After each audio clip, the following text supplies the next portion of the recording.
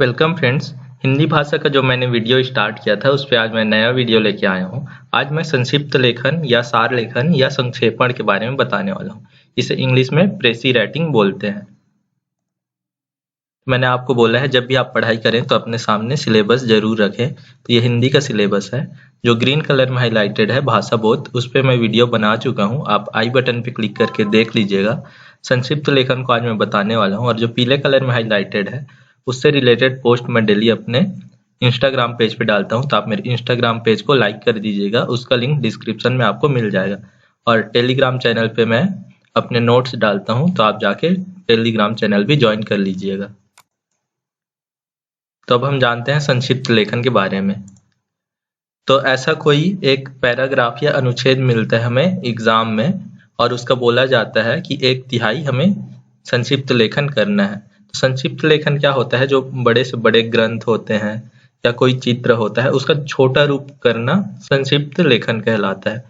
लेकिन जब हम उसका छोटा रूप करते हैं तो हमें कुछ कुछ बातों का ध्यान रखना होता है कि जैसे उसके मूल भाव नहीं बदलने चाहिए और जो व्यर्थ की चीजें हैं जो उसके अर्थ में मदद नहीं कर रही हैं उन सब चीजों को हटाना होता है और हमें एक सही छोटा रूप देना होता है और उसके मूल विचार और भाव को उसमें रखना रहता है, समेटना रहता है छोटे से रूप में। तो हमें एग्जाम में ऐसा कोई एक बड़ा सा पैराग्राफ मिलेगा, अनुच्छेद मिलेगा। ये जो है पैराग्राफ ये 270 शब्द का है। तो एग्जाम में हमें 1/3 को लिखने के लिए बोला जाता है। तो 270 का 1/3 90 शब्द का होगा। तो हम अब इसका एक संक्षिप्त लेखन देखते हैं। तो संक्षिप्त लेखन को संक्षेपण भी बोलते हैं। तो ये फॉर्मेट है संक्षिप्त लेखन का। तो पहले हम एक शीर्षक देते हैं। तो वो जो पैराग्राफ था ये उसके लिए एक शीर्षक है वसंत ऋतु की शोभा।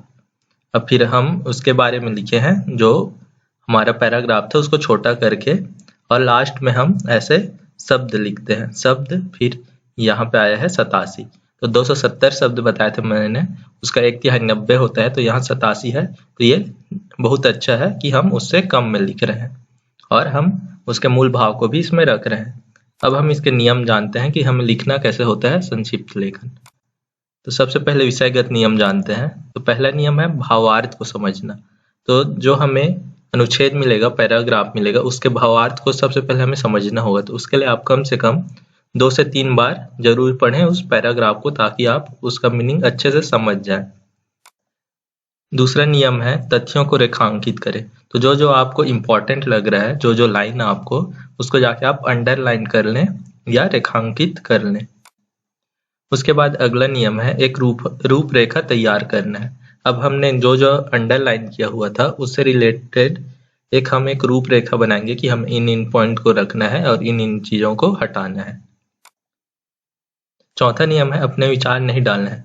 हमें ना उसमें अपना कोई आलोचना डालना है, ना कोई विचार डालना है, ना अपनी कल्पना डालना है। उसमें जो मूल विचार है पैराग्राफ को उसी को रखना है। फिर अगला नियम है रूपरेखा का विश्लेषण करना। फिर हमने रूपरेखा तैयार कर लिया, फिर अब उसमें कुछ गलती ढूंढना है कि ये पॉइंट नहीं होना चाहिए या ये पॉइंट आना चाहिए। तो उस विश्लेषण करके हमें एक सही रूपरेखा और बना लेना है।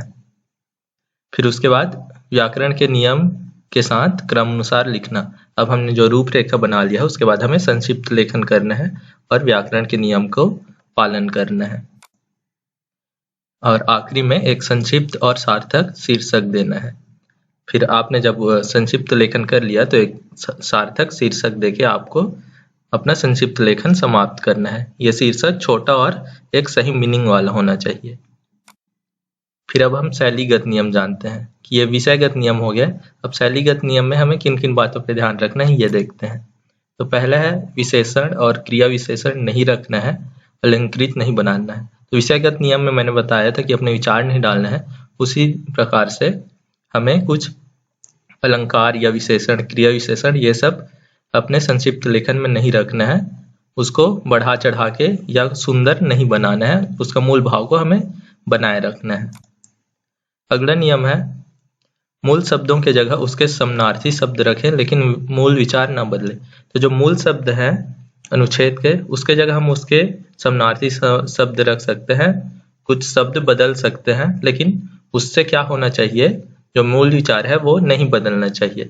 तो हमें शब्द दूसरा प्रयोग करना है, लेकिन उसका जो भावार्थ है उसको बनाए रखना है। अगला नियम है वाक्यांश के लिए एक शब्द। तो कई सारे वाक्यांश होता है जिसके लिए हम एक शब्द लिख सकते हैं, जैसे दूर की सोचता हो उसको दूरदर्शी बोल सकते हैं। तो अगर ऐसा कोई वाक्यांश आता है तो उसके जगह हम एक शब्द लिख सकते हैं। अगला है मुहावरों को हटाकर कम शब्द लिखना। अगर अनुच्छेद में कोई मुहावरा है तो हमें उसको प्रयोग नहीं करना है अपने संक्षिप्त लेखन में, उसको हटा के उससे रिलेटेड जो मीनिंग आ रहा है उससे कम शब्द लिखना है हमें मुहावरों को हटा के। अगला नियम है व्याकरण के नियमों को पालन करना। तो ये सबसे जरूरी है, हमें व्याकरण के नियम का पालन करना है, उससे भटकना नहीं है। अगला है परोक्ष कथन का प्रयोग करना। तो परोक्ष कथन मतलब होता है इनडायरेक्ट नरेशन। तो जैसे होता है कि सोहन ने कहा मुझे फल चाहिए, तो हमें क्या लिखना है, सोहन ने कहा कि हमें फल चाहिए। तो वो जो इनडायरेक्ट कथन आता है, इनडायरेक्ट नरेशन आता है, उसका प्रयोग करना है हमें। फिर अगला नियम है वाक्य जो होने चाहिए हमारे वो छोटे होने चाहिए, सरल होने चाहिए और आडंबरहीन शैली में होने चाहिए। मतलब कोई बढ़ा चढ़ा के नहीं बोलना है, अपने विचार नहीं डालने हैं और छोटे सरल वाक्य हमें रखना है। शब्दों का प्रासंगिक महत्व होना चाहिए। जो शब्द है वो वहां पे जो अनुच्छेद का है उसके मूल विचार को बताने चाहिए, उससे अलग होके नहीं बताना चाहिए। तो शब्दों का भी हमें महत्व समझना है संक्षिप्त लेखन में।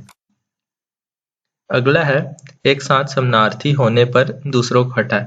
तो कई बार क्या होता है, एक साथ कई सारे समानार्थी शब्द एक ही वाक्य में आए हुए रहते हैं अनुच्छेद में, तो हमको क्या करना है, उन सबको हटा के सिर्फ एक ही शब्द को रखना है। फिर अगला नियम है भाव और वाक्यों दोनों को नहीं दोहराना है।